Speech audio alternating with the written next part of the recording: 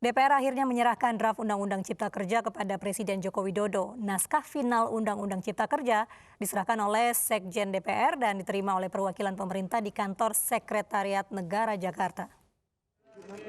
Sekretaris Jenderal DPR Indra Iskandar menyerahkan draft final RUU Cipta Kerja ke Presiden Rabu siang. Draft yang dikirimkan ke Presiden terdiri dari 812 halaman. Sebanyak 488 halaman merupakan isi undang-undang, sedangkan sisanya merupakan penjelasan. Draft tersebut telah melalui proses perbaikan dan pengeditan oleh Sekjenan DPR setelah disahkan dalam rapat paripurna 5 Oktober lalu. Naskah final RUU Cipta Kerja diserahkan oleh Sekjen DPR Indra Iskandar dan diterima oleh Deputi Bidang Hukum dan Perundang-undangan Sekretariat Negara Lydia Silvana Jaman.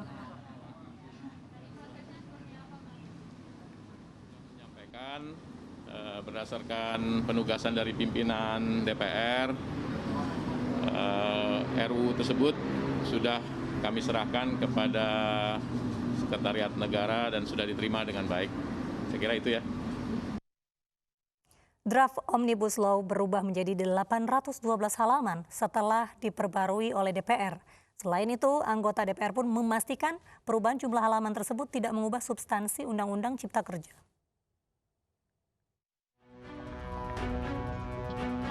Draft naskah Omnibus Law Undang-Undang Cipta Kerja menuai pro dan kontra karena sejumlah versi beredar di publik. Mulai dari versi 905 halaman, bertambah menjadi 1052 halaman hingga menjadi 812 halaman. Wakil Ketua DPR Aziz Samsudin menjawab kekisruhan daftar Omnibus Law pada Selasa kemarin.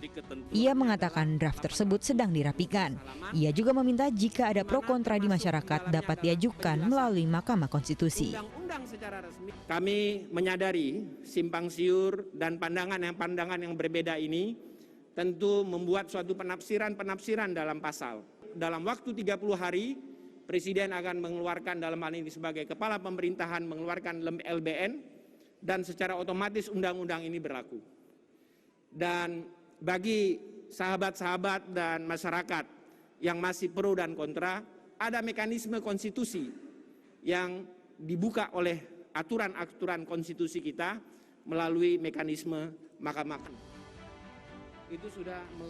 Sementara itu, Ketua Balik DPR RI Supratman Adi Aktas memastikan telah membaca seluruh Undang-Undang Cipta Kerja secara utuh. Ia juga menyebut beberapa pasal dikembalikan ke Undang-Undang Tenaga Kerja sesuai kesepakatan Panja. Itu telah bekerja kami membaca satu persatu terhadap materi muatan yang diputuskan di rapat-rapat paripurna. Kemudian kami kembalikan kepada Kesekjenan sesuai dengan draft yang terakhir disampaikan oleh Pak Aziz. Diketahui Undang-Undang Cipta Kerja dibahas selama 6 bulan dan disahkan pada 5 Oktober lalu. Kini draft final telah diserahkan ke Presiden dan tinggal menanti penandatanganan dan penomoran undang-undang.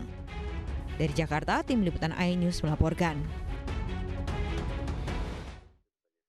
Pemirsa, bidang pertanian menjadi salah satu sektor yang menjadi sorotan setelah Undang-Undang Cipta Kerja disahkan.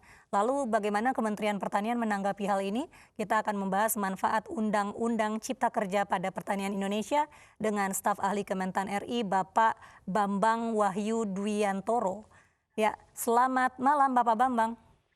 Selamat malam, Mbak Risa. Ya, Pak Bambang, saya ingin menanyakan apakah Undang-Undang Cipta Kerja ini bermanfaat bagi sektor pertanian? Sangat, undang-undang ini sudah lama kita tunggu-tunggu ya. Karena begitu banyaknya persoalan-persoalan di bidang pertanian, terutama yang terkait dengan perizinan, harmonisasi antar kementerian lembaga, antara pusat dengan daerah. Ini yang menjadi hambatan utama terkait dengan penerbitan perizinan berusaha. Sehingga dengan penerbitan Undang-Undang CK ini sangat membantu sekali. Kalau semula sebelum Undang-Undang Cipta Kerja ini izin usaha itu bisa dilaksanakan dalam proses yang berbelit-belit dengan waktu yang panjang yang cukup lama, bahkan seorang pelaku usaha itu bisa menyelesaikan izin usaha itu hingga 3-4 tahun ya, karena sulitnya itu. Dan harapan kita dengan Undang-Undang Cipta Kerja ini bisa diselesaikan dengan waktu cepat. Ini menjadi penyempurna dari sistem online single submission yang sudah kita bangun sebelumnya, terkoneksi, terintegrasi antara kementerian lembaga dalam satu sistem yang bisa terkoneksi secara nasional, dan pemerintah pusat memberikan menyusun NSPK yang menjadi pedoman bagi daerah. Ya, Ya Pak Bambang, Ya. berarti optimalisasi sumber daya di pertanian ini bagaimana Pak? Halo, Iya Pak, ya, bagaimana dengan optimalisasi sumber daya di pertanian sendiri Pak? halo. Iya, Pak Bambang Begini. dapat mendengar Baik, saya? Baik. Begini, optimalisasi sumber daya pertanian ya. Iya. Pada saat-saat sebelum mengacu kepada undang-undang existing, ya, betapa banyaknya itu lahan-lahan pertanian yang sudah diberikan izin kepada dunia usaha, kemudian mereka belum bisa melaksanakan dalam kurun waktu yang cukup panjang ya, karena penyelesaian proses perizinan berusaha yang begitu lama ya, sehingga dengan terbitnya Undang-Undang CK ini kita harapkan dengan izin usaha yang diberikan dengan cepat, sehingga pelaku usaha bisa segera melaksanakan aktivitasnya. Dengan demikian tanah-tanah atau lahan-lahan pertanian yang terlantar bertahun-tahun ini itu bisa dioptimalkan, segera dimanfaatkan untuk investasi dan memberikan kesejahteraan bagi masyarakat di sekitar lokasi itu.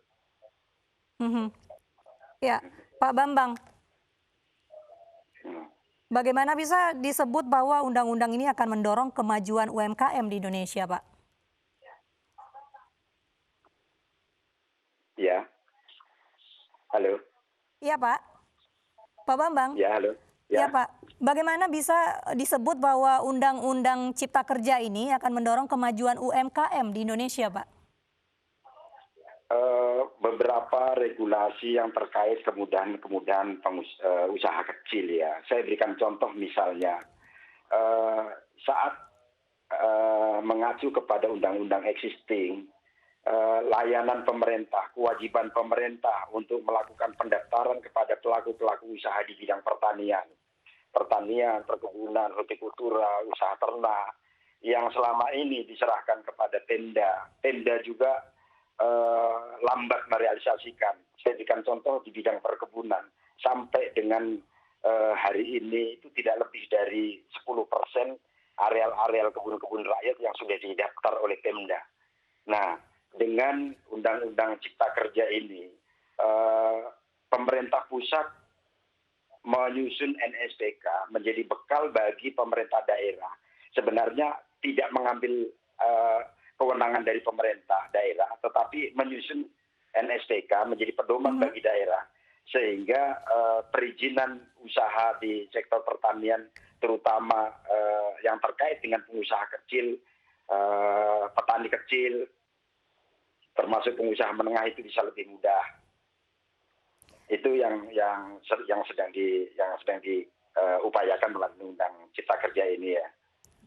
Ya, baik, kita tahan dulu jawaban berikutnya, Pak, mengenai kewajiban pemerintah untuk meningkatkan pertanian. Kita akan kembali usai jeda berikut.